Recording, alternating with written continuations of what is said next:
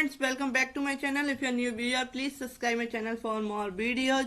आज हम बात कर रहे हैं चैप्टर 1 के सेक्शन 6 से लेके 9 तक। तो इंडियन कॉन्ट्रैक्ट एक्ट के सेक्शन 6 जो कहता है प्रतिसंहरण कैसे किया जाता है, it means revocation how made. जो प्रपोजल का है उसका मना करना है, उसको कैंसिलेशन करना है, तो उसका रिवोकेशन कैसे होगा, उसका पति संहरण कैसे होगा, इसके बारे में बात करता है सेक्शन 6। अपनी प्रीवियस वीडियो में मैंने आपको अदर सेक्शन बता चुकी हूँ। आप मेरे चैनल की प्लेलिस्ट में जाके कॉन्ट्रैक्ट एक्ट की जो है देख सकते हैं अदर वीडियोज। तो फ्रेंड्स, सेक्शन 6 कहता है कि पति संहरण कैसे किया जाएगा। प्रस्थापना का पति संहरण हो जाता है, ए प्रपोजल इज रिवोक्ड जब by the communication of notice of revocation by the proposer to the other party. यानी कि जो प्रस्थापक है जिसने प्रपोजल किसी भी चीज का दिया है द्वारा किसी दूसरे पक्षकार को रिवोकेशन की सूचना के द्वारा संसूचित कर देना कि जो प्रपोजल है उसका रिवोकेशन हो चुका है। तो इस तरीके से क्या है जो है प्रस्थापना का रिवोकेशन है वो ऐसे हो जाता है। नेक्स्ट आता है why the lapse of the time prescribed in such proposals for its acceptance, और if no time is so prescribed why the lapse of the reasonable time without communication of the acceptance। यानी कि किसी प्रस्थापना जो है proposal दिया गया है उसमें उसके प्रतिग्रहण के लिए विहित समय के बीच जाने से, यानी कि किसी व्यक्ति ने आपको प्रपोजल दिया है कि आप इतने टाइम पे अगर आप हो सकता है तो इसे एक्सेप्ट कर लीजिए, अदरवाइज ये है ऑटोमेटिक कैंसिल हो जाएगा। तो इस तरीके से हो जाता है। या यदि कोई समय नहीं दिया गया है तो उस केस में क्या है, एक युक्ति युक्त समय के बीच जाने के बाद क्या है उसका कैंसिलेशन हो जाता है। जो प्रपोजल है जो प्रस्थापना की गई है उसका जो है रिवोकेशन कैंसिलेशन हो जाता है। नेक्स्ट आते हैं सब रूल 3 कहता है इसका रूल 6 का कि प्रतिग्रहण किसी पूर्वभाव्य शर्त को पूरा करने में प्रतिग्रहता की असफलता से, it means why the failure of the acceptor to fulfill the condition presented in this acceptance।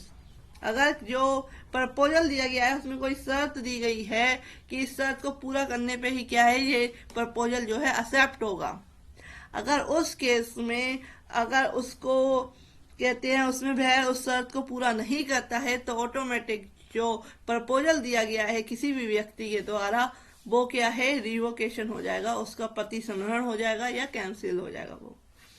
तो इस तरीके से।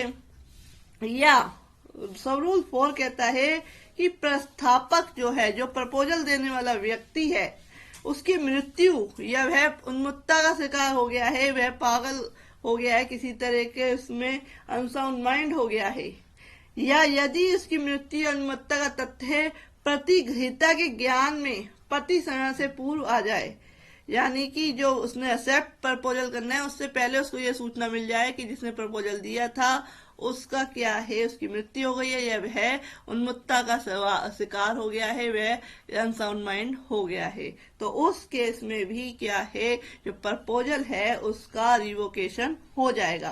तो ये मैंने आपको क्लियर किया रूल 6।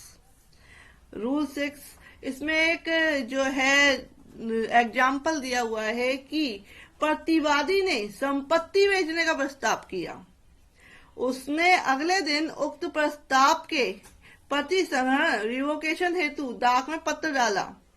उसने क्या है एक प्रॉपर्टी को बेचने के लिए एक प्रपोजल दिया एक व्यक्ति ने, और अगले ही दिन उसने क्या है उसका रिवोकेशन उसको कैंसिल करने के लिए उस प्रपोजल को एक डाक में पत्र डाला। वादी का वक्त जो जिसने क्या है जो वादी है जिसने एक्सेप्ट करना था वो, तो उसने क्या जो पत्र जो रिवोकेशन का कैंसिलेशन का जो पत्र मिलना था उसे मिला 5:30 बजे 5:30 पे 5:30 पे, जबकि वादी उसी दिन जिसने एक्सेप्ट करना था उस प्रपोजल को उसने क्या है 4 बजे अपना एक्सेप्टेंस का जो पत्र है वो डाक में डाल चुका था वो। तो निर्णय यह किया गया कि जो कॉन्ट्रैक्ट हुआ है, जो संविदा का निर्माण हुआ है, वो 4 बजे ही हो चुका है, जबकि स्वीकृति पत्र डाक में डाला गया और परिणाम स्वरूप उस प्रस्ताव का प्रतिसंहरण नहीं किया जा सकता है। तो ये जो केस लॉ है वो है हैनथॉर्न बनाम फ्रेजर 1892 3 चांसरी 27। एक और केस लॉ है जो कहता है कि संविदा भंग के मामले में प्रतिवादी द्वारा वादी को संविदा के प्रतिसंहरण की सूचना संसूचित की गई जो वादी को एन स्थान पर मिली।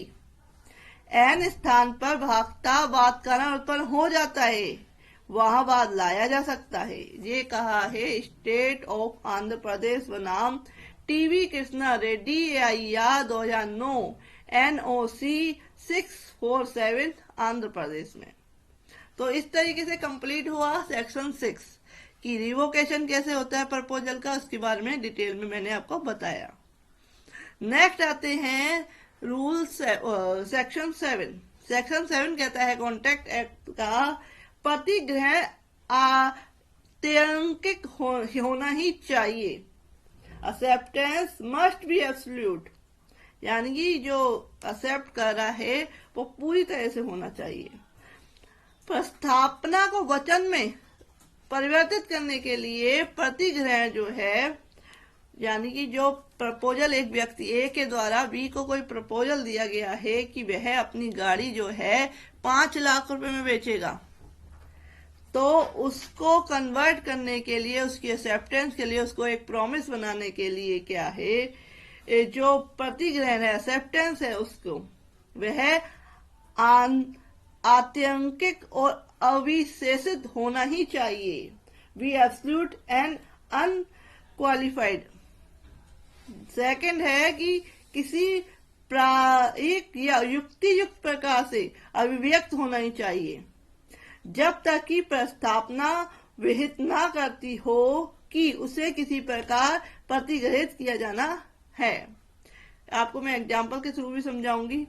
यदि प्रस्तावना विहित करती हो कि उसे किसी प्रकार प्रतिग्रहित किया जाना है और प्रतिग्रहण उस प्रकार से ना किया जाए तो प्रस्तावक उसी प्रतिग्रहण को, एक्सेप्टेंस को संसूचित किए जाने के पश्चात युक्ति युक्त समय के भीतर आग्रह कर सकेगा कि उसकी प्रस्तावना जो है प्रपोजल विहित प्रकार से ही प्रतिग्रहित किया जाए, अन्यथा नहीं। किंतु यदि वह ऐसा करने में असफल रहता है तो वह उस प्रतिग्रहण को प्रतिग्रहित करता है। एग्जाम्पल लेते हैं कि प्रस्ताव की स्वीकृति या उसकी सूचना। केस लो है भगवान दास बनाम Girdhari Lal and company AIR 1966 SC 543 की। प्रस्ताव की स्वीकृति संबंधी सूचना किसी बृहतरी को द्वारा भी की जा सकती है जिसे विधि पर्याप्त मान्यता प्रदान करे, यह आवश्यक है। यानी कि जो प्रस्ताव की स्वीकृति की, एक्सेप्टेंस की सूचना है, आपके डाक के थ्रू भी दे सकते हैं, डायरेक्ट भी दे सकते हैं, किसी के थ्रू, किसी व्यक्ति के थ्रू भी पहुंचा सकते हैं।